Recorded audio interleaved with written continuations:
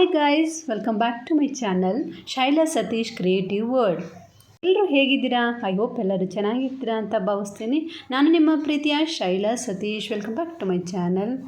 ನನ್ನ ಈ ಒಂದು ಲಾಗ್ ಬೆಳಗ್ಗೆಯಿಂದನೇ ಶುರುವಾಯಿತು. ಆ್ಯಕ್ಚುಲಿ ಇವತ್ತು ಬೆಳಗ್ಗೆಯಿಂದನೇ ಫುಲ್ಲು ಮಳೆ ಶುರುವಾಗ್ಬಿಟ್ಟಿತ್ತು. ಮಳೆ ಶುರುವಾದ್ರಂತೂ ಎದ್ದೇಳಲಿಕ್ಕೆ ಮನಸ್ಸಾಗಲ್ಲ, ಹೊದ್ಕೊಂಡು ಮಲ್ಕೊಂಬಿಡೋಣ ಅಂತ ಅನ್ನಿಸ್ತಾ ಇರುತ್ತೆ. ನಿಮಗೂ ಹಾಗೇನಾ? ಕಮೆಂಟ್ ಮಾಡಿ ತಿಳಿಸಿ. ಬಟ್ ನಾವು ಆ ರೀತಿ ಮಾಡಲಿಕ್ಕಾಗಲ್ಲ, ಯಾಕಂದರೆ ಬೆಳಿಗ್ಗೆನೇ ಕ್ಲಾಸ್ಗೆಲ್ಲ ಕಳಿಸ್ಬೇಕಲ್ವ ಮಕ್ಕಳನ್ನ. ಹಾಗಾಗಿ ಎಷ್ಟೇ ಕಷ್ಟ ಆದರೂ ಎದ್ದೇಳಲೇಬೇಕು. ಬೆಳಿಗ್ಗೆನೇ ನಾನು ಸ್ವಲ್ಪ ಬೇಗನೆ ಎದ್ದೆ, ಯಾಕಂದರೆ ಚಪಾತಿ ಮತ್ತು ಹಾಲು ಕುರ್ಮ ಮಾಡೋಣ ಅಂತ ಅಂದ್ಕೊಂಡಿದ್ದೀನಿ ಇವತ್ತು. ಹಾಗಾಗಿ ಬನ್ನಿ, ನಾನು ಆಲೂಗಡ್ಡೆ ಕುರ್ಮನ ಯಾವ ರೀತಿ ಮಾಡ್ತಾಯಿದ್ದೀನಿ ಅಂತ ನಾನು ನಿಮ್ಮ ಜೊತೆ ಶೇರ್ ಮಾಡ್ತೀನಿ.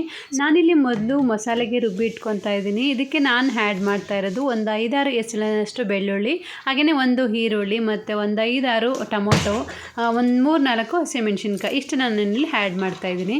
ಹಾಗೆಯೇ ನಾನಿಲ್ಲಿ ಒಂದು 5-6 ಗೋಡಂಬಿನ ತೊಗೊಂಡು ಇದಕ್ಕೆ ಆ್ಯಡ್ ಮಾಡ್ತಾಯಿದ್ದೀನಿ. ನೆಕ್ಸ್ಟ್ ನಾನಿಲ್ಲಿ ಇದಕ್ಕೆ ಸ್ವಲ್ಪ ನೀರನ್ನು ಹಾಕಿ ಇದನ್ನು ಗ್ರೈಂಡ್ ಮಾಡಿ ಇಟ್ಕೊತೀನಿ. ರಾತ್ರಿ ನಾನು ಬಟಾಣಿ ಎಲ್ಲ ನೆನೆ ಹಾಕಿದ್ದೆ, ಅದನ್ನು ಕೂಡ ಒಂದು ಸೈಡ್ ಕೂಗಿಸಿ ಇಟ್ಕೊಂಡಿದ್ದೀನಿ. ಹಾಗೆಯೇ ಒಂದು 5-6 ಆಲೂಗಡ್ಡೆ ತೊಗೊಂಡಿದ್ದೆ, ಅದನ್ನು ಕೂಡ ಬಟಾಣಿ ಜೊತೆಗೇ ಕೂಗಿಸಿ ಇಟ್ಕೊಂಡಿದ್ದೆ, ಅದನ್ನು ಕೂಡ ಸ್ಮ್ಯಾಶ್ ಮಾಡಿ ಇಟ್ಕೊಂಡಿದ್ದೀನಿ. ಇಲ್ಲಿ ನಾನು ಒಂದು ಬಾಣಲೆಗೆ ಎಣ್ಣೆ ಹಾಕಿ ಸಾಸಿವೆ ಹಾಕಿ ಅದು ಸಿಡ್ದಾದ್ಮೇಲೆ ಈರುಳ್ಳಿ ಹಾಕ್ತಾಯಿದ್ದೀನಿ, ಹಾಗೆಯೇ ಕರಿಬೇವಿನ ಸೊಪ್ಪು ಕೂಡ ಆ್ಯಡ್ ಮಾಡ್ತಾಯಿದ್ದೀನಿ. ಸೊ ಇದು ಚೆನ್ನಾಗಿ ಡೀಪ್ ಫ್ರೈ ಮಾಡ್ತಾಯಿದ್ದೀನಿ. ಸೊ ಡೀಪ್ ಫ್ರೈ ಎಲ್ಲ ಆದಮೇಲೆ ನಾನು ಇದಕ್ಕೆ ಸ್ವಲ್ಪ ಶುಂಠಿ ಬೆಳ್ಳುಳ್ಳಿ ಪೇಸ್ಟ್ ಕೂಡ ಆ್ಯಡ್ ಮಾಡ್ತಾಯಿದ್ದೀನಿ. ಈರುಳ್ಳಿ ಸ್ವಲ್ಪ ಬ್ರೌನ್ ಆಗೋವರೆಗೂ ನಾವು ಇದನ್ನು ಚೆನ್ನಾಗಿ ಫ್ರೈ ಮಾಡ್ಕೋಬೇಕು. ಆ್ಯಕ್ಚುಲಿ ನಾನು ಇದನ್ನು ಯೂಟ್ಯೂಬಲ್ಲಿ ನೋಡ್ಕೊಂಡು ಕಲ್ತಿದ್ದು. ನಾನು ಫಸ್ಟ್ ಟೈಮ್ ಮಾಡ್ತಾ ಇರೋದು ಇದು. ಮಕ್ಕಳು ಕೇಳ್ತಾನೆ ಇದ್ದರು ಆಲೂಗಡ್ಡೆ ಕುರ್ಮ ಮಾಡಿ ಅಂತ ಹೇಳಿ. ಸೊ ನಾನು ಮಾಡೇ ಇರಲಿಲ್ಲ ಒಂದು ಸರಿನೂ, ಹಾಗಾಗಿ ಒಂದು ಸರಿ ಟ್ರೈ ಮಾಡೋಣ ಅಂತ ಹೇಳಿ ಮಾಡ್ತಾಯಿದ್ದೀನಿ. ಸೊ ಒಗ್ಗರಣೆ ಎಲ್ಲ ಆದಮೇಲೆ ಮಸಾಲೆ ಎಲ್ಲ ಏನು ರುಬ್ಬಿಟ್ಕೊಂಡಿದ್ದೆ ಅದನ್ನು ನಾನು ಇದಕ್ಕೆ ಆ್ಯಡ್ ಮಾಡಿ ಈ ರೀತಿ ಸ್ವಲ್ಪ ನೀರನ್ನು ಆ್ಯಡ್ ಮಾಡಿ ಇದಕ್ಕೆ ಕುದಿಸ್ಕೋಬೇಕು. ಈ ರೀತಿ ಮಸಾಲೆ ಎಲ್ಲ ಚೆನ್ನಾಗಿ ಕುದಿ ಬಂದಮೇಲೆ ನಾನು ಇದಕ್ಕೆ 1 ಸ್ಪೂನ್ ಧನಿಯಾ ಪುಡಿನ ಆ್ಯಡ್ ಮಾಡ್ತಾಯಿದ್ದೀನಿ. ಅಚ್ಚ ಖಾರದ ಪುಡಿ 1 ಸ್ಪೂನು, ಹಾಗೆಯೇ ಗರಂ ಮಸಾಲ 1 ಸ್ಪೂನ್ ಮತ್ತು ಅರಿಶಿಣ ಪುಡಿ ಸ್ವಲ್ಪ ಚಿಟಿಕೆಯಷ್ಟು ಹಾಕಿದ್ರೆ ಸಾಕು. ಸೊ ಇದಿಷ್ಟು ನಾನು ಆ್ಯಡ್ ಮಾಡಿ, ಮತ್ತು ಈ ಮಸಾಲೆದು ಹಸಿ ವಾಸನೆ ಎಲ್ಲ ಹೋಗಾದ್ಮೇಲೆ ನಾನು ಇದಕ್ಕೆ ಬೇಯಿಸ್ಕೊಂಡಿದ್ನಲ್ವ ಬಟಾಣಿ, ಅದನ್ನು ಕೂಡ ಆ್ಯಡ್ ಮಾಡ್ತಾಯಿದ್ದೀನಿ. ಯೂಶ್ವಲಿ ಇದು ತುಂಬಾ ಟೇಸ್ಟಿ ಆಗಿರುತ್ತೆ. ನಾನು ಒಂದು ಸರಿನೂ ಟ್ರೈ ಮಾಡಿರಲಿಲ್ಲ, ಬಟ್ ಆಲೂಗಡ್ಡೆ ಪಲ್ಯ ಮಾಡಿದಾಗ ಚಪಾತಿಗೆ ಅಷ್ಟು ಹೊಂದಿಕೆ ಆಗೋಲ್ಲ. ಬಟ್ ಈ ರೀತಿ ನಾವು ಕುರ್ಮ ರೀತಿ ಮಾಡ್ಕೊಂಡಾಗ ತುಂಬಾ ಟೇಸ್ಟಿಯಾಗಿರುತ್ತೆ. ನಾನಿಲ್ಲಿ ಇದಕ್ಕೆ ಉಪ್ಪನ್ನು ಆ್ಯಡ್ ಮಾಡ್ತಾಯಿದ್ದೀನಿ. ಆನಂತರ ನಾನು ಬೇಯಿಸಿ ಸ್ಮ್ಯಾಶ್ ಮಾಡಿ ಇಟ್ಕೊಂಡಿದ್ನಲ್ವ ಆ ಆಲೂಗಡ್ಡೆನ ನಾನು ಇದಕ್ಕೆ ಆ್ಯಡ್ ಮಾಡ್ತೀನಿ. ಚಪಾತಿ ಮತ್ತು ಪೂರಿಗಂತೂ ಇದು 7 ಮಾಡಿಸಿದ ಜೋಡಿ ಥರ ಇರುತ್ತೆ. ತುಂಬಾ ಒಳ್ಳೆ ಟೇಸ್ಟ್ ಕೊಡುತ್ತೆ. ನೀವು ಒಂದು ಸರಿ ಟ್ರೈ ಮಾಡಿ. ಸ್ವಲ್ಪನೇ ಗೊಜ್ಜು ಬೇಕಂದರೂ ಇದನ್ನು ಕಡಿಮೆ ಕ್ವಾಂಟಿಟಿಯಲ್ಲಿ ಮಾಡ್ಕೋಬೋದು, ಬಟ್ ನಾನು ಬಾಕ್ಸಸ್ಗಳಿಗೆ ಮತ್ತು ಇಲ್ಲಿ ತಿನ್ನಲಿಕ್ಕೆಲ್ಲ ಬೇಕಾಗಿತ್ತಲ್ವ, ಅದಕ್ಕೆ ಸ್ವಲ್ಪ ಜಾಸ್ತಿನೇ ಮಾಡ್ತಾಯಿದ್ದೀನಿ. ಸೊ ನಾವು ಆಲೂಗಡ್ಡೆ ಎಲ್ಲ ಹಾಕಾದ್ಮೇಲೆ ಸ್ವಲ್ಪ ಈ ರೀತಿ ಸ್ಮ್ಯಾಶ್ ಮಾಡಿ ಇಟ್ಕೋಬೇಕಾಗುತ್ತೆ. ಕೆಲವೊಂದು ಆಲೂಗಡ್ಡೆ ಸ್ವಲ್ಪ ದಪ್ಪ ಇದ್ದರೆ ಅದನ್ನೆಲ್ಲ ಚೆನ್ನಾಗಿ ಸ್ಮ್ಯಾಶ್ ಮಾಡಿ ಈ ರೀತಿ ಚೆನ್ನಾಗಿ ಕುದಿಸ್ಕೊಂಡ್ರೆ ನಮಗೆ ಒಳ್ಳೆ ಟೇಸ್ಟಿಯಾದ ತುಂಬ ರುಚಿಕರವಾದ ಒಂದು ಆಲೂ ಕುರ್ಮ ರೆಡಿಯಾಗುತ್ತೆ. ಫಸ್ಟ್ ಟೈಮ್ ಮಾಡಿದ್ದಲ್ವ, ಆದ್ರೂ ಹೆಂಗೆ ಬರುತ್ತೋ ಏನೋ ಅಂತ ಮಕ್ಕಳು ಇಷ್ಟಪಡ್ತಾರೋ ಇಲ್ವೋ ಅಂತ ಅನ್ನಿಸ್ತಾಯಿತ್ತು. ಬಟ್ ಮಕ್ಕಳು ಕೂಡ ತುಂಬಾ ಇಷ್ಟಪಟ್ಟು ತಿಂದರು. ಸೊ ತುಂಬಾ ಖುಷಿ ಆಯಿತು. ಮಕ್ಕಳೆಲ್ಲ ಇಷ್ಟಪಟ್ಕೊಂಡು ತಿಂದರೆ ಅದೇ ಒಂದು ಸಂತೋಷ ಅಲ್ವಾ. ಹಾಗಾಗಿ ಯೂಶ್ವಲಿ ನಾನು ಚಪಾತಿ ಮಾಡುವಾಗ ಸ್ವಲ್ಪ ಬೇಗನೆ ಎದ್ದೇಳಬೇಕು, ಯಾಕಂದರೆ ಚಪಾತಿ ಎಲ್ಲರಿಗೂ ಬಾಕ್ಸ್ಗಳಿಗೆ ಒಂದು 3 ಬಾಕ್ಸ್ಗಳಿಗೆ ಹಾಕಬೇಕು. ಹಾಗೆಯೇ ಮನೇಲೆಲ್ಲ ತಿನ್ನಲಿಕ್ಕೆ ಕೊಡಬೇಕಲ್ವ, ಹಾಗಾಗಿ ಸ್ವಲ್ಪ ಬೇಗನೆ ಎದ್ದು ಚಪಾತಿಗಳೆಲ್ಲ ರೆಡಿ ಮಾಡ್ಕೊತೀನಿ. ಯೂಶ್ವಲಿ ಮಕ್ಕಳು ಬರೋವರೆಗೆ ನಾನು ಚಪಾತಿಗಳೆಲ್ಲ ಬಾಕ್ಸ್ಗೆ ರೆಡಿ ಮಾಡಿ ಇಟ್ಬಿಟ್ಟಿರ್ತೀನಿ. ಆಮೇಲೆ ಅವ್ರು ಬಂದಮೇಲೆ ಬಿಸಿಯಾಗಿ ಅವ್ರಿಗೆ ತಿನ್ನಲಿಕ್ಕೆ ಅಂತ ಹಾಕ್ಕೊಡ್ತೀನಿ. ಹಾಗೆಯೇ ಸ್ವಲ್ಪ ಚಟ್ನಿ ಕೂಡ ಮಾಡ್ಕೊಂಡಿದ್ದೆ, ಯಾಕೆಂದರೆ ಹಸ್ಬೆಂಡ್ ಮತ್ತು ಅತ್ತೆ ಇಬ್ಬರು ಅಷ್ಟೊಂದಾಗಿ ಇಷ್ಟಪಡಲ್ಲ ಆಲೂಗೆಡ್ಡೆ ಐಟಮ್ಸ್, ಯಾಕಂದರೆ ಹೆಲ್ತ್ಗೆ ಅಷ್ಟು ಒಳ್ಳೆಯದಲ್ಲ ಅಂತ. ಹಾಗಾಗಿ ಸ್ವಲ್ಪ ಚಟ್ನಿ ಕೂಡ ಮಾಡ್ಕೊಂಡಿದ್ದೆ. ಮಕ್ಕಳಿಬ್ಬರು ಟಿಫನ್ ಎಲ್ಲ ತಿಂದ್ಕೊಂಡು ಬಾಕ್ಸ್ ತೊಗೊಂಡು ಹೋದರು. ಯೂಶ್ವಲಿ ನಾನು ಮಕ್ಕಳನ್ನ ಕಳ್ಸೋರಿಗೆ ಕಾಫಿ ಕುಡಿಲಿಕ್ಕೆ ಆಗಲ್ಲ. ಸೊ ಮಕ್ಕಳೆಲ್ಲ ಹೋದ್ಮೇಲೆ ಕಾಫಿ ಎಲ್ಲ ಕುಡಿದು ನೆಕ್ಸ್ಟ್ ಸ್ನಾನ ಮುಗಿಸ್ಕೊಂಡು ಬಂದೆ. ಯೂಶ್ವಲಿ ನೆನ್ನೆನೇ ಎಲ್ಲದನ್ನು ಕ್ಲೀನ್ ಮಾಡಿ ಬಿಟ್ಟಿದ್ದೆ, ಹಾಗಾಗಿ ಇವತ್ತು ಸ್ವಲ್ಪ ಕ್ಲೀನಿಂಗ್ ಕೆಲಸ ಅಷ್ಟಿರಲಿಲ್ಲ. ಹಾಗಾಗಿ ಬೇಗನೆ ಪೂಜೆ ಮಾಡಿಬಿಡೋಣ ಅಂತ ಹೇಳಿ ಪೂಜೆ ಮಾಡ್ತಾಯಿದ್ದೀನಿ. ಇವತ್ತು ಹುಣ್ಣಿಮೆ ಆಗಿದ್ದರಿಂದ ಸ್ವಲ್ಪ ಸ್ಪೆಷಲ್ ಪೂಜೆ ಅನ್ನೋ ಥರನೇ ಮಾಡಿಕೊಂಡೆ. ಯೂಶ್ವಲಿ ಡೈಲಿ ಪೂಜೆ ಎಲ್ಲ ಮಾಡ್ತಾಯಿರ್ತೀವಿ, ಬಟ್ ಈ ಒಂದು ಅಮಾವಾಸ್ಯೆ ಮತ್ತು ಪೌರ್ಣಮಿ ಇದೆಲ್ಲ ಬಂದಾಗ ಸ್ವಲ್ಪ ಸ್ಪೆಷಲ್ ಅನ್ನೋ ರೀತಿ ಪೂಜೆ ಮಾಡ್ತೀವಿ ಅಷ್ಟೇ. ಹಾಗೆಯೇ ಸತೀಶ್ ಅವರು ಇರಲಿಲ್ಲ. ಆ್ಯಕ್ಚುಲಿ ಇವತ್ತು ಸತೀಶ್ ಅವರು ಬ್ಯಾಂಗ್ಳೂರಲ್ಲಿ ಒಂದು ಆರ್ಟ್ ಆಫ್ ಲಿವಿಂಗ್ ಅವ್ರ ಕಡೆಯಿಂದ ಒಂದು ಪ್ರೋಗ್ರಾಮ್ ಇತ್ತು, ಅಲ್ಲಿಗೆ ಹೋಗಿದ್ದರು. ಸೊ ಹಾಗಾಗಿ ಅವರು ಇರಲಿಲ್ಲ. 2 ಡೇಸ್ ಆಗಿತ್ತು. ಆ್ಯಕ್ಚುಲಿ ಮೊನ್ನೆ ರಾತ್ರಿಯೇ ಅವರು ಹೋಗಿದ್ದು. ಸೊ ಇವತ್ತು ಬರ್ತಾ ಇದ್ದಾರೆ. ಸೊ ಇತ್ತೀಚೆಗಂತೂ ಅವರು ಫುಲ್ ರವಿಶಂಕರ್ ಗುರೂಜಿಯವರ ಭಕ್ತರಾಗ್ಬಿಟ್ಟಿದ್ದಾರೆ ಅಂತಲೇ ಹೇಳ್ಬೋದು.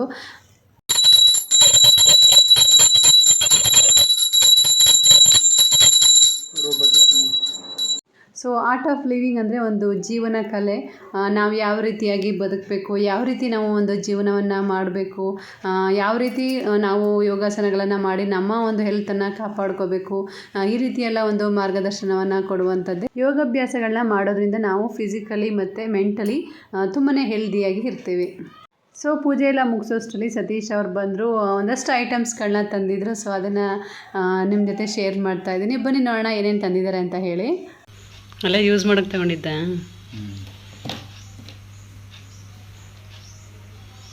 ಇದು ಶಾಂಪು. ಏನೆಲ್ಲ ಶ್ರೀ ಅಂತ ಇದೆ. ಅದೇ ಮಠದ್ದು ಇದು ಆಶ್ರಮದ್ದು.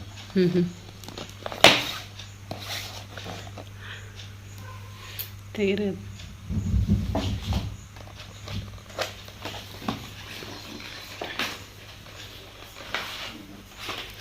ಬ್ರಷ್ ಇದು.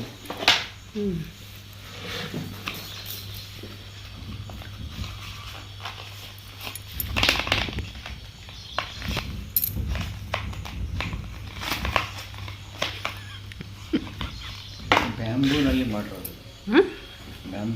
ಬ್ಯಾಂಬುದ. ಓ ಇದೇನು ಈ ಥರ ಐತೆ. ವುಡ್ಡು. ಅದಕ್ಕೂ ಪ್ಲಾಸ್ಟಿಕ್ ಯೂಸ್ ಮಾಡಂಗಿಲ್ವಾ? ಸುದಂತ ಟೂತ್ಪೇಸ್ಟ್. ಟೂತ್ಪೇಸ್ಟ್ ಎಲ್ಲ ಪ್ರಾಡಕ್ಟ್ಸ್ಗಳಿದೆಯಾ ಇದರಲ್ಲೇ? ಶ್ರೀ ಐತೆ.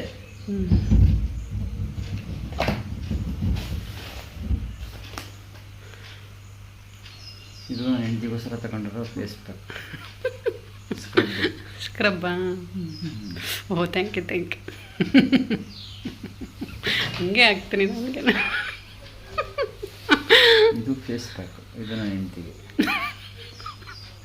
Turmeric face ಪ್ಯಾಕಾ? ಸ್ಕ್ರಬ್ ಇತ್ತು ಒಂದು ಆಲ್ರೆಡಿ. ಅದ ಹರ್ಬಲ್ ಅಲ್ಲ, ಇವೆಲ್ಲ ಹರ್ಬಲ್ ಪ್ರಾಡಕ್ಟ್ಸಾ? ಹೌದು. ಅಲೋವೆರಾ ವಿಟ್ ಹಾಕಂಗಿದೆ. ಅಲೋವೆರಾ ವಿಟ್ ಕ್ರೀಮಾ? ಓ ಇದಾ ಅಲೋವೆರಾ ಕ್ರೀಮು. ಸರಿ. ಇದು ಕಾಲಿಗೆ ಹೊಡ್ಕೊಂಡ್ರೆ ಕ್ವಿಕ್ಕಿಲ್ಲ. ಎಲ್ಲ ಆಯುರ್ವೇದಿಕ್ಕು. ಯಾವುದಕ್ಕೂ ಏನು ರೇಟ್ ಇದೆ ಇವಕ್ಕೆಲ್ಲ? ಇದಕ್ಕೇನು ರೇಟ್? ಪೇಸ್ಟ್ಗೇನು ರೇಟ್? 105 ರೂಪಾಯಿ. ಇದು MRP ಇದೆಯಾ? ಇದು ಅಲೋವೆರಾ ಇದು 60 ರೂಪಾಯಿ. ಅವೆಲ್ಲ 80 ರೂಪಾಯಿ. ಇದೆಲ್ಲ 80? ಜಾಸ್ತಿ ಇದೆ. ಅದು ಜಾಸ್ತಿ ಇರಬೇಕು, ದೊಡ್ಡದು. ಅದಾ ಈ ಫೇಸ್ ಪ್ಯಾಕು ಮತ್ತು ಇದು 60 ರೂಪೀಸಾ? ಅದು 80 ರೂಪೀಸಾ? ಕಾಂಪ್ಲಿಮೆಂಟ್ರಿಯಾಗಿ ಕೊಟ್ಟಿದ್ದಿದ್ದು. ಏನು ಕಾಂಪ್ಲಿಮೆಂಟ್ರಿಯಾಗಿ ಕೊಟ್ಟಿದ್ದಿದ್ದು? ಇದರಲ್ಲಿ ಹೋಟೆಲ್ ರೂಮ್ ಯೂಸ್ ಮಾಡೋಕ್ಕೆ ಕೊಟ್ಟಿದ್ದ.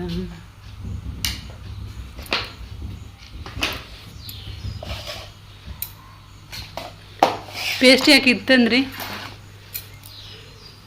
ಅದು ಎಲ್ಲ ಕೆಮಿಕಲ್ ಯೂಸ್ ಮಾಡಿರ್ತಾರೆ. ಇದು ಏನೋ ಕೆಮಿಕಲ್ ಇದ್ದರೆ ಸ್ಟಿರಾಯ್ಡ್ ಫ್ರೀ ಅಂತ. 100% ವೆಜಿಟೇರಿಯನ್ ಪ್ರಾಡಕ್ಟ್. ಹಳೆ ಪೇಸ್ಟ್ ಎಲ್ಲ ಇದೆಯಲ್ಲ, ಅದನ್ನ ಏನು ಮಾಡಬಾರ್ದು, ಹೊರಗಡೆಗೆ ಎಸ್ಬಿಡೋದು. ಓ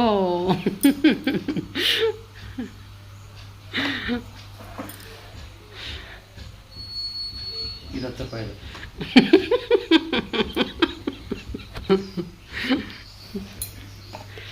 ಏನು ತಗೊಳ್ಳಿ ಅಂತ ಅವರೇ ಹೇಳ್ತಾರ?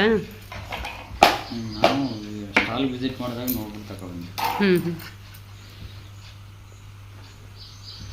ಕೆಮಿಕಲ್ ಫ್ರೀನ ಇವೆಲ್ಲ? ಇದನ್ನು ಎಲ್ಲ ಪೂರ್ತಿ. ಸೊ ಅಲ್ಲಿ ಹೇಳಿದ್ರಂತೆ ಎಲ್ಲ ಹರ್ಬಲ್ ಪ್ರಾಡಕ್ಟ್ಸ್ಗಳನ್ನ ಯೂಸ್ ಮಾಡಿ, ಬೇರೆ ಪ್ರಾಡಕ್ಟ್ಸ್ಗಳನ್ನ ಯೂಸ್ ಮಾಡೋದ್ರಿಂದ ಕ್ಯಾನ್ಸರ್ ಈ ಥರ ಎಲ್ಲ ಬರುತ್ತೆ ಅಂತ. ಸೊ ಒಂದಷ್ಟು ಪ್ರಾಡಕ್ಟ್ಸ್ಗಳನ್ನ ತಂದಿದ್ರು, ಅದನ್ನು ವಿಡಿಯೋ ಮಾಡಿಕೊಂಡಷ್ಟೇ. ಸೊ ಸತೀಶ್ ಅವರು ಕೂಡ ಸ್ನಾನ ಎಲ್ಲ ಮುಗಿಸಿ ಪೂಜೆ ಎಲ್ಲ ಮಾಡಿ ತಿಂಡಿ ತಿಂದ್ಕೊಂಡು ಹೊರಟರು. ಸೊ ನಾನು ಎಲ್ಲ ತಿಂಡಿ ತಿಂದು ನೆಕ್ಸ್ಟ್ ಒಂದು ಸ್ಯಾರಿ ಕುಚ್ಚು ಹಾಕಬೇಕಾಗಿತ್ತು. ಆ್ಯಕ್ಚುಲಿ ನಮ್ಮ ಪಕ್ಕದ ಮನೆಯವರು ಒಂದು ಮದುವೆಗೆ ಸ್ಯಾರಿ ಕುಚ್ಚು ಹಾಕ್ಲಿಕ್ಕೆ ಅಂತ ಕೊಟ್ಟಿದ್ರು. ಸೊ ರಿಂಗ್ ಬೀಡ್ಸ್ ಡಿಸೈನಿನ ಕುಚ್ಚನ್ನ ಹಾಕ್ತಾಯಿದ್ದೆ. ಸೊ ಹಾಗೆಯೇ ನಿಮ್ಮ ಜೊತೆ ಕೂಡ ಶೇರ್ ಮಾಡೋಣ ಅಂತ ಹೇಳಿ ಇಲ್ಲಿ ಒಂದು ವಿಡಿಯೋ ಮಾಡಿದ್ದೀನಿ. ರಿಂಗ್ ಬೀಡ್ಸನ್ನು ಯೂಸ್ ಮಾಡಿ ತುಂಬಾ ಸಿಂಪಲ್ಲಾಗಿ ನೀವು ಈ ಒಂದು ಕುಚ್ಚನ್ನು ಹಾಕೋಬೋದು. ಮೊದಲಿಗೆ ನಾವು ಕುಚ್ಚು ಮಾಡಲಿಕ್ಕೆ ಅಂತ ನಾವು 75 ಎಳೆ ದಾರಗಳನ್ನು ತಗೋಬೇಕು. ಅದನ್ನು ನಾನು ಯಾವ ರೀತಿ ತಗೋತಾ ಇದ್ದೀನಿ ನೋಡಿ. ಒಂದು ನೋಟ್ ಪ್ಯಾಡ್ಗೆ ಈ ರೀತಿ 75 ಸಾರಿ ಸುತ್ತಬಿಟ್ಟು ನಾನು ಅದನ್ನು ಒಂದು ದಾರನ ರೆಡಿ ಮಾಡ್ಕೋಬೇಕು. ಸೊ ಎಲ್ಲದನ್ನು ಸೇರಿಸಿ ಒಂದು ಬಿಗ್ ಐ ನೀಡಲ್ನ ತಗೊಂಡು ನಾನು ಇದನ್ನು ಸೇರಿಸ್ಕೊಂಡು 75 ಸೇರಿಸಿ ನಮಗೆ 150 ಎಳೆ ದಾರ ಸಿಗುತ್ತೆ. ಸೊ ಅದನ್ನು ನಾವು ಪೋಣಿಸ್ಕೊಂಡು ಈ ರೀತಿಯಾಗಿ ರೆಡಿ ಮಾಡಿ ಇಟ್ಕೋಬೇಕು. ಸೊ ದಾರಗಳನ್ನ ನಾನು ಬಿಗ್ ಐ ನೀಡಲ್ಗೆ ಪೋಣಿಸ್ಕೊಂಡಿದ್ದೀನಲ್ವ, ಅದನ್ನು ಸ್ಯಾರಿಗೆ ಈ ರೀತಿ ಚುಚ್ಚಿ ಅದನ್ನು ಮೇಲ್ಗಡೆಯಿಂದ ನಾವು ನಿಧಾನಕ್ಕೆ ಎಳ್ಕೋಬೇಕು. ಆನಂತರ ನಾನು ಇದಕ್ಕೆ ಒಂದು ರಿಂಗ್ ಬೀಡ್ಸನ್ನು ಸೇರಿಸಿ ಆನಂತರ ಈ ರೀತಿ ನಿಧಾನಕ್ಕೆ ಎಳ್ಕೊಂಡು ನಾನು ಇದನ್ನು ಎಲ್ಲ ದಾರಗಳನ್ನ ಸಮವಾಗಿ ಇಟ್ಕೋಬೇಕು. ಆ ಕಡೆ ಈ ಕಡೆ ಚದರೋಗೋ ಚಾನ್ಸಸ್ ಇರುತ್ತೆ. ಹಾಗಾಗಿ ಸ್ವಲ್ಪ ನಿಧಾನಕ್ಕೆ ಎಳ್ಕೊಂಡು ಆನಂತರ ನಾವು ಎಕ್ಸ್ಟ್ರಾ ಏನು ದಾರ ಇದೆ ಅದನ್ನು ನಾನು ಇದನ್ನು ಕಟ್ ಮಾಡಿ ತೆಗೆದುಬಿಡ್ತಾ ಇದ್ದೀನಿ. ಸೊ ಆನಂತರ ನಾವು ರಿಂಗ್ ಬೀಡ್ಸ್ ಜೊತೆ ಈ ದಾರದ ಒಂದು ಕುಚ್ಚನ್ನು ನಾವು ಕೈಯಲ್ಲಿ ಈ ರೀತಿ ಬ್ಯಾಲೆನ್ಸ್ ಮಾಡಿ ಇಟ್ಕೊಂಡು ಜರಿ ಥ್ರೆಡ್ಡಿಂದ ಟೈ ಮಾಡ್ಕೋಬೇಕಾಗುತ್ತೆ. ಸೊ ಯಾವ ರೀತಿ ಜರಿ ಥ್ರೆಡ್ಡಿಂದ ನಾನು ಟೈ ಮಾಡ್ಕೊಳ್ಳೋದು ಅನ್ನೋದನ್ನು ನಾನು ಹೇಳ್ಕೊಡ್ತೀನಿ ಬನ್ನಿ. ಸೊ ಜರಿ ಥ್ರೆಡ್ ಅಂತ ಸಿಗುತ್ತೆ ನಿಮಗೆ ಈ ಕುಚ್ಚನ್ನ ಟೈ ಮಾಡಲಿಕ್ಕೋಸ್ಕರನೇ. ಆ ಜರಿ ಥ್ರೆಡನ್ನ ತಗೊಂಡು ಒಂದು ಸಣ್ಣ ನೀಡಲ್ಗೆ ಪೋಣಿಸಿ ರೆಡಿ ಮಾಡಿ ಇಟ್ಕೋಬೇಕು. ಆ ಜರಿ ಥ್ರೆಡ್ ನಿಮಗೆ ಶಾಪ್ಗಳಲ್ಲಿ ಸಿಗುತ್ತೆ ಕುಚ್ಚಿಗೆ ಟೈ ಮಾಡಲಿಕ್ಕೆ ಅಂತ ಹೇಳಿ, ಅದನ್ನೇ ತಗೋಬೇಕು. ಜರಿ ಥ್ರೆಡನ್ನು ಪೋಣಿಸಿ ಇಟ್ಕೋಬೇಕು. ಸೊ ನಾನು ಇದನ್ನು ಜರಿ ಥ್ರೆಡನ್ನು ಈ ಒಂದು ಕುಚ್ಚಿದೆಯಲ್ವ ಅದರ ಮಧ್ಯಭಾಗದಿಂದ ಈ ರೀತಿ ಸೇರಿಸಿ ನೋಡ್ತಾ ಇರ್ಬೋದು ನೀವು, ನಾನು ಸೈಡ್ಗೆ ಯಾವ ರೀತಿ ಲಾಕ್ ಮಾಡ್ತೀನಿ ಅಂತ ಹೇಳಿ. ಸೊ ಇದೇ ರೀತಿ ನಾವು ಒಂದು 5-6 ಟೈಮ್ಸ್ ಇದನ್ನು ಲಾಕ್ ಮಾಡ್ಕೋಬೇಕು. ಅಲ್ಲಿ ರಿಂಗ್ ಬೀಡ್ಸ್ ಏನಿದ್ರು ಮೇಲ್ಗಡೆನೆ ಬಿಟ್ಕೋಬೇಕು ಈ ಲಾಕ್ ಮಾಡೋವರೆಗೆ.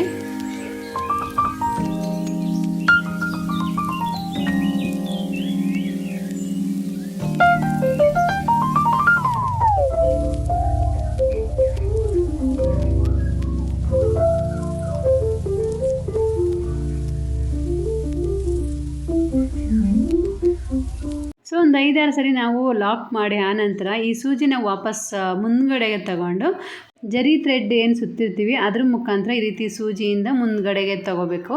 ಈ ರೀತಿ ಮುಂದ್ಗಡೆ ತಗೊಂಡು ಆನಂತರ ಇದನ್ನು ಕಟ್ ಮಾಡಿಬಿಟ್ರೆ ಇದು ಪರ್ಫೆಕ್ಟಾಗಿ ಅದು ಲಾಕ್ ಆಗುತ್ತೆ. ಸೊ ಆನಂತರ ನಾವು ಉಳಿದ ಥ್ರೆಡ್ಗಳನ್ನು ಕಟ್ ಮಾಡಿ ನೀಟಾಗಿ ನಾವು ಕುಚ್ಚನ್ನು ರೆಡಿ ಮಾಡ್ಕೊಳ್ಳೋದು. ಸ್ಟಾರ್ಟಿಂಗ್ ಸ್ವಲ್ಪ ವ್ಯತ್ಯಾಸ ಆಗಿ ಕಟ್ ಮಾಡಿರ್ತೀವಲ್ವ ಅದನ್ನು ಈ ರೀತಿ ಟ್ರಿಮ್ ಮಾಡಿಕೊಂಡು ಒಂದು ಸಮವಾಗಿ ನಾವು ಅದನ್ನು ಯು ಶೇಪ್ ರೀತಿಲಿ ಕಟ್ ಮಾಡಿಕೊಂಡ್ರೆ ಅದು ಒಂದು ತುಂಬಾ ಮುದ್ದಾಗಿ ಕಾಣುತ್ತೆ. ಸೊ ರಿಂಗ್ ಬೀಡ್ಸನ್ನು ನಾವು ಈ ರೀತಿ ಕೆಳಗಡೆ ಬಾಗಿಸಿದ್ರೆ ಒಂದು ಬ್ಯೂಟಿಫುಲ್ ಆದ simple ring beads design ready ಆಗುತ್ತೆ. ನನಗೆ ಈ ಸ್ಯಾರಿ ಕಲರ್ ಬಂದು ಗ್ರೀನ್ ಕಲರ್ ಸ್ಯಾರಿ ಬಂದಿತ್ತು.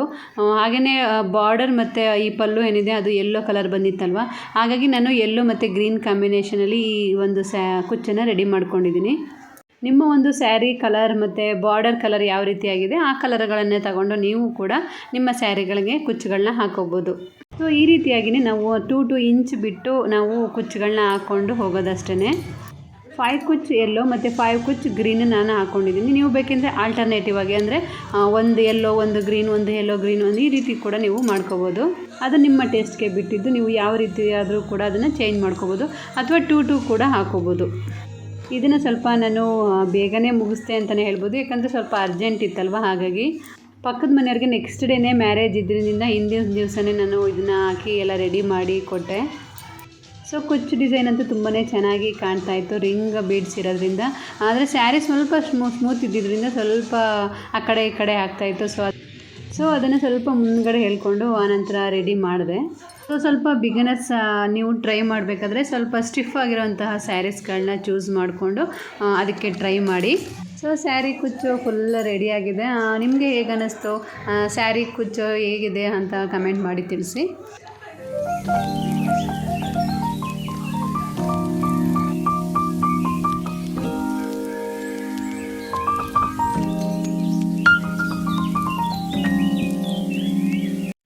ಸೊ ಸಂಜೆ ಆಗಿತ್ತು, ಮಕ್ಕಳು ಸತೀಶ್ ಅವರು ಎಲ್ಲರೂ ಕೂಡ ಬಂದರು.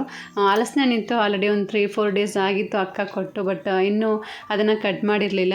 ಕೋಟೆ ಸೈಡ್ ಸ್ವಲ್ಪ ಹಲಸಿನ ಎಲ್ಲ ಚೆನ್ನಾಗಿ ಸಿಗುತ್ತೆ, ಬಟ್ ನಮ್ಮ ಸೈಡಲ್ಲಿ ಸಿಗಲ್ಲ. ಹಾಗಾಗಿ ಅಕ್ಕ ಇಲ್ಲಿಗೆ ಕೊಟ್ಟು ಕಳಿಸಿದ್ಲು. ಈ ಹಣ್ಣನ್ನು ಕಟ್ ಮಾಡೋದು ಒಂದು ದೊಡ್ಡ ಟಾಸ್ಕ್ ಅಂತಲೇ ಹೇಳ್ಬೋದು. ಸೊ ಸತೀಶ್ ಅವ್ರ ಹತ್ರನೇ ಕಟ್ ಮಾಡಿಸ್ದೆ, ನನ್ನ ಕೈಲಂತೂ ಆಗ್ತಾನೆ ಇರಲಿಲ್ಲ. ಹಾಗಾಗಿ 2 ಪೀಸ್ ಮಾಡಿಕೊಂಡು ಆನಂತರ ನಾನು ಸ್ವಲ್ಪ ಹೆಲ್ಪ್ ಮಾಡಿ ಇಬ್ಬರು ಸೇರ್ಕೊಂಡು ಕಟ್ ಮಾಡಿದ್ವಿ. ಹಲಸಿನ ಹಣ್ಣು ಯಾರಿಗೆಲ್ಲ ಇಷ್ಟ ಆಗಲ್ಲ ಹೇಳಿ, ಎಲ್ಲರಿಗೂ ಇಷ್ಟ ಆಗುತ್ತಲ್ವ. ನನಗಂತೂ ಹಲಸಿನ ಹಣ್ಣು ತಿನ್ನೋದಂದರೆ ತುಂಬಾ ಇಷ್ಟ, ಬಟ್ ಅದನ್ನು ಕಟ್ ಮಾಡಿ ಅದನ್ನು ಬಿಡಿಸೋವ್ರಿಗೆ ಸಾಕಾಗ್ಬಿಡುತ್ತೆ. ಆಮೇಲೆ ಈ ಹಣ್ಣಲ್ಲಂತೂ ರಸಕ್ಕಿಂತ ಕಸನೇ ಜಾಸ್ತಿ. ಸಿಗೋ ಅಷ್ಟು ಹಣ್ಣಿಗೆ ಅಷ್ಟೊಂದು ಕಸ ಆಗುತ್ತೆ. ಸೊ ಇಲ್ಲಿಗೆ ನನ್ನ ಒಂದು ಲಾಗನ್ನು ಮುಗಿಸ್ತಾ ಇದ್ದೀನಿ.